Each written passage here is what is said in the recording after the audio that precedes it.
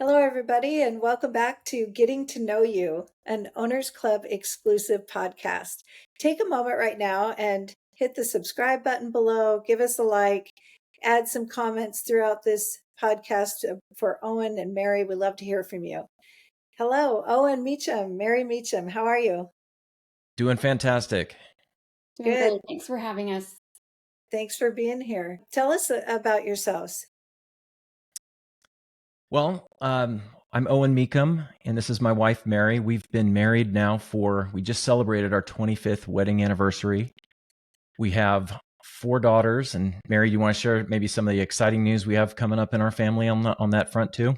Yes, our oldest daughter, she is married and is having our first grandbaby. So we are going to be grandparents to our first boy in the family too, which is exciting. Yeah, definitely looking forward to it. We in the 25 years that we've been married, we've spent that time living in Utah, most of it in the same city. 8 years ago, we built the home that we live in now together. We have been known to swing the hammer together. Mary's as capable as anyone I know with anything construction related. So we found that it's a good barometer to know the health of your relationship if you can do a project together. So Is that your first project together or one of many? One of many. That was our favorite project, but we have done many, many projects together. So thankfully, we're still married. And from a professional aspect about who we are, I've been in the wholesale vehicle marketplace business for upwards of 24 years now. I'm a director of engineering at Carvana. I came to work with them through a number of company acquisitions. My current responsibilities involve working with AI, both in helping our engineers use AI to work effectively, and as well as now leveraging AI within the products that we build. So one of the great things about being a part of Owners Club, especially the pod structures, getting to work with other folks and see how we can use that skill set to help improve people's workflows in real estate with AI. Mary, are you in the AI realm as well? Not as extensively as Owen is. So years ago, I started my career teaching and training CEOs in the credit union industry. Shortly after we got married, I left that career to do what I love most, and that was being a mom. So I've been raising kids for the last 22, 23 years. But it wasn't until several years ago that, they just start needing you different when they become teenagers, right? Like we've had two that moved out, and we still have two teenagers here at home. So I decided it was kind of time to do something different, but I certainly did not want to go and have a boss to tell me what to do. So that's really when I got super motivated to learn real estate, jump in. I actually started with the Women's Real Estate Investing Network, which taught me so many strategies, right? So thankful for that. I met a fantastic business partner. Her name's Jenna. And together, she and I, for the last 2 or 3 years, actually, we've been doing fix and flips. We've built a portfolio in the Midwest and really just have loved all things real estate since. And thankfully, Owen's been super supportive. He has trusted me, when I come home and I'm like, I bought a new house today. He says, Or okay. 2 houses today. Yeah, sometimes it would be, oh, we bought 2 houses today. Yeah, he's been really great at supporting that. And throughout that process, honestly, he's been a part of it. He's let me take that lead. And it wasn't really until the last year we've tried to find ways to kind of merge those two things, the things that he's really good about in tech and AI, and the things that I'm really great about in real estate. So he's been moving into this realm with me, which is fantastic. And I'm excited to see where things go from there. Yeah, initially I came in, depending on your perspective, either an overpaid or an underpaid assistant we started out with some fix and flips in Utah. The first one was fairly ambitious, $1 million flip. And through that process, I think what we learned was there were smarter ways to go about that process. And as much as we are capable of swinging the hammer, we decided, it's probably time to hang the hammer up on the shelf and focus on some different avenues of our business. So take us up to what led up to Squad Up, and if you guys came together, and then that decision to join Owners Club. You bet. Mary, do you want to take that, or would you like me to? Well, I actually think you should. Really, 2023 and 2024 were actually probably some of our most difficult years personally. And I think, Owen, I'll let you maybe describe a little bit about what that entailed. Yeah. Squad Up Summit for me, out of the gate, I'll have to say was, as Tim Story put it, an opportunity for revelation. And the reason that it was that for me is about 2 years ago, in the middle of us expanding our real estate investing and work, I have had neurological issues of a variety of sorts for a number of years, but I was hit out of the blue one day with the most incredible kind of excruciating pain in my head that later got diagnosed as trigeminal neuralgia. And for those that aren't familiar with what sounds like a strange alien disease, it manifested as instantly feeling like I needed to get all of my teeth pulled and my ear on fire. And then it was like electric shocks just started shooting into the middle of my brain over and over and kind of dropped me to the ground. I had no idea what was going on. It's known as suicide disease when we met and spoke to the doctor. And he says, we don't like really talking about it that way, but the sad reality is if we can't resolve the issue, a lot of times people can't bear to live with it. And I was extremely fortunate and blessed to have a wife that doesn't give up. We ran through some troubles with insurance or getting to the right doctors, but through the whole process, Mary never stopped looking for the best information that was out there. So she sent my case to to the Mayo Clinic, to the Cleveland Clinic, and ultimately we got in front of one of the world's best surgeons, Dr. Lim at Stanford Medical Center, and he agreed to pick up my case within a day of seeing it. And because it was rare that I actually had this condition on both sides, and the real simple explanation is I had arteries and nerves that were wrapped around the nerve coming out of the brainstem. And what had happened is every time that the artery pulses, it's essentially, for those that are in construction, it's like wearing off the outside lining of an electrical wire. So every time my heart would beat, my face would interpret that as the most intense searing pain that has ever happened and shoot that pain through the different branches of my face. So we were this is in the middle of trying to build a business and, maintain my job and my W-2. Before I was able to get surgery, I had 2 brain surgeries in 2024.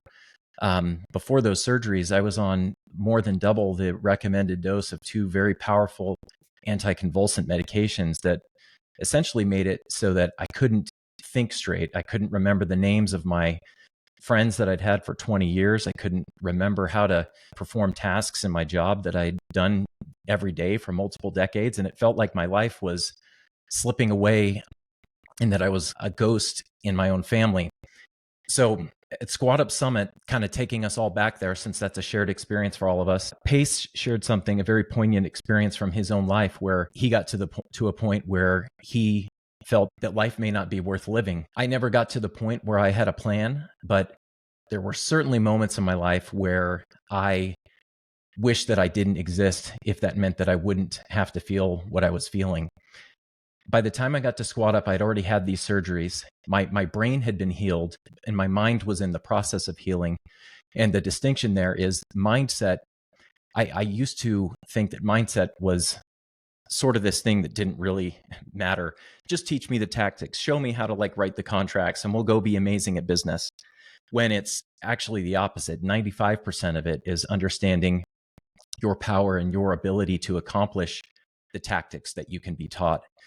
So at Squad Up Summit, hearing Pace with his courage to share that story, and then when Tim Story got up and shared that the next 3 years, the next 4 years, the next 5 years, your life is going to be so incredible. It's about to feel weird. I had sort of this feeling of just electricity come through my whole body that I can feel even right now, just like chills on my arms, that, you know what, this is the group that I want to associate with. This is a group of people that are wanting to do big things.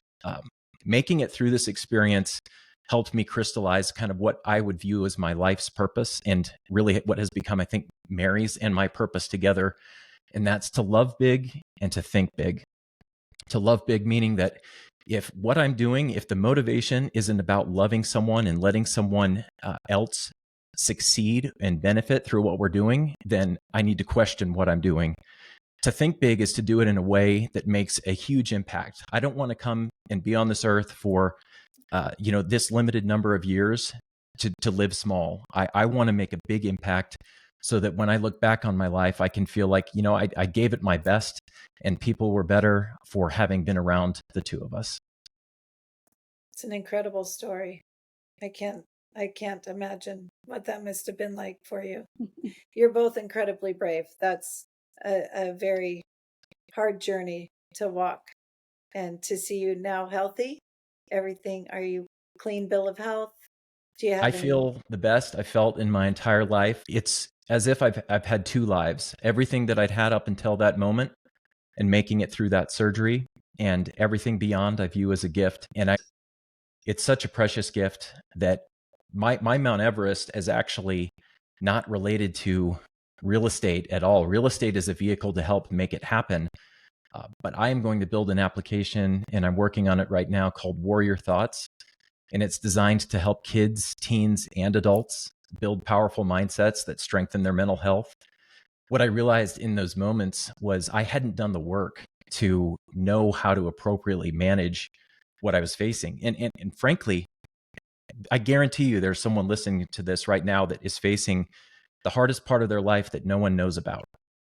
Every one of us, if you haven't yet, you will in the future face something that you did not expect.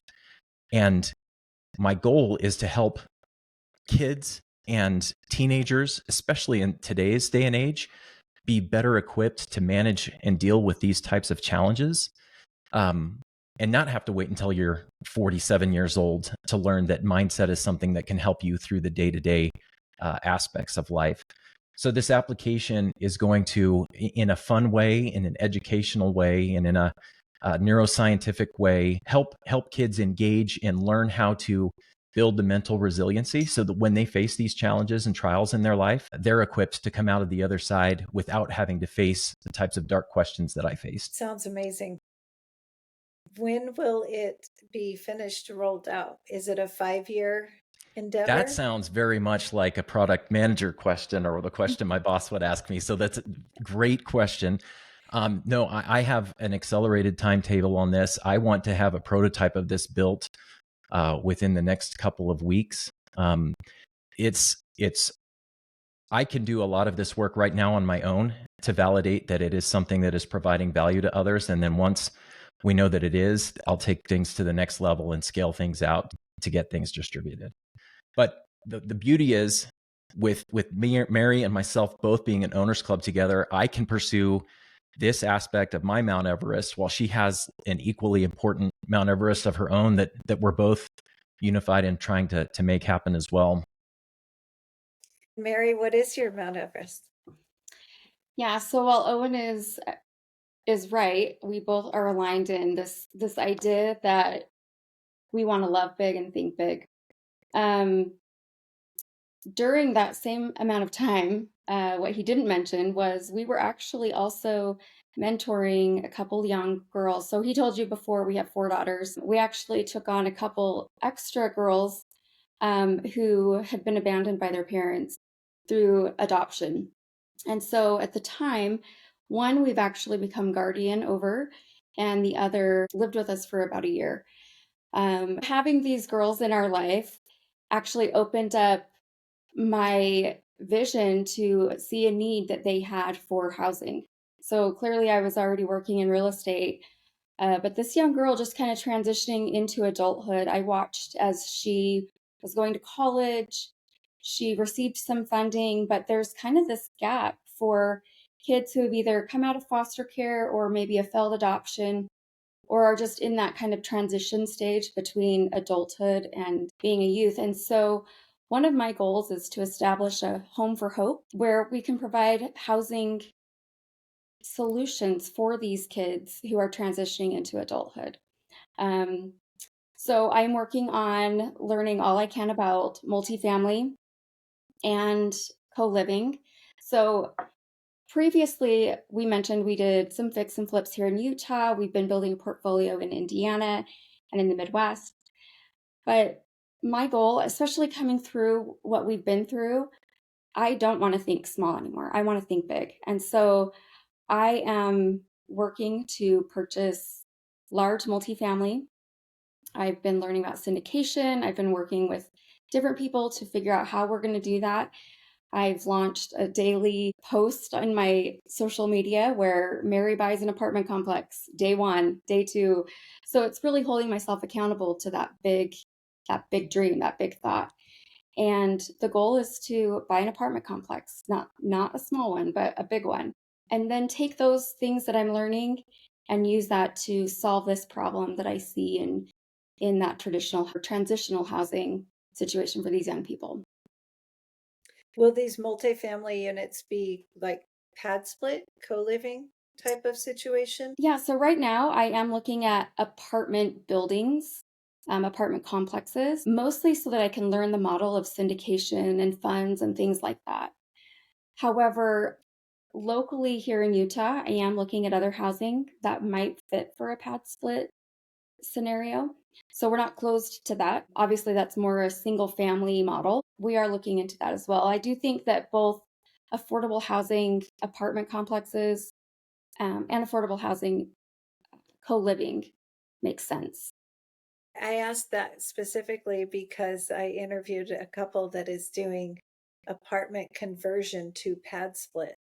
Fantastic. Very interesting. Yeah, it's in Florida and they're working with one of the pad split representatives in the state of Florida. Another idea might be looking at hotels, extended stay hotels, especially because each room has a kitchen already. And they're typically 500 to 650 square feet, a studio to a 1-bedroom size. I don't know if that would be a good fit for you, but it's another option. Yeah, and I think it's interesting when you bring up too about working with legislation. I do think in today's world of unaffordability, working with legislators to make sure that the code enforcement and everything along those lines are much more friendly towards the models that provide affordable housing. We need to take steps to protect that. I know in Utah, it certainly feels like renting by the room or a pad split scenario is frowned upon. But I think that's just our maybe traditional mindset about what living together in a community is supposed to look like. And we need to evolve that to be much more open to people who need a different avenue for life. I know in Florida, they are making exception for anyone that is utilizing workforce housing, infill housing, the co-living space. It's getting a lot of latitude because they have an initiative in their state that says that those types of projects will take precedence, that they are getting those things through much faster and with a lot less red tape to help with the crisis. I love that. That's definitely something that I'm working on here in Utah and, in any community, but I do think it's such an important part that needs to happen. Yes. How can someone bring value to you? What do you need in your business today? The great part is that's already started to happen just through being in Owners Club, the weekly pod meetings. I have been able to ask for help around people that have already done what we're looking to do, which is, managing large apartment complexes, finding help with tools to be able to quickly and effectively underwrite properties. If people know and have leads on properties that match what we're looking for a minimum of 50 rooms to be able to fit the scale of what we're trying to do out of the gate.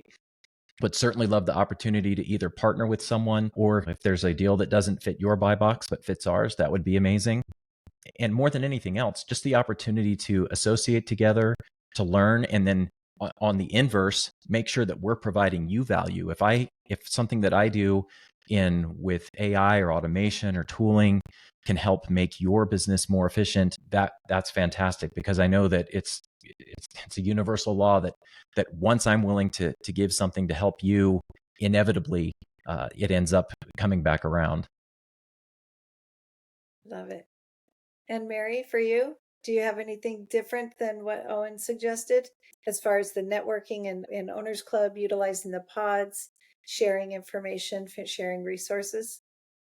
Yeah, absolutely. I agree with everything Owen said. I am looking for deals. I am looking for over 50 units, as he mentioned.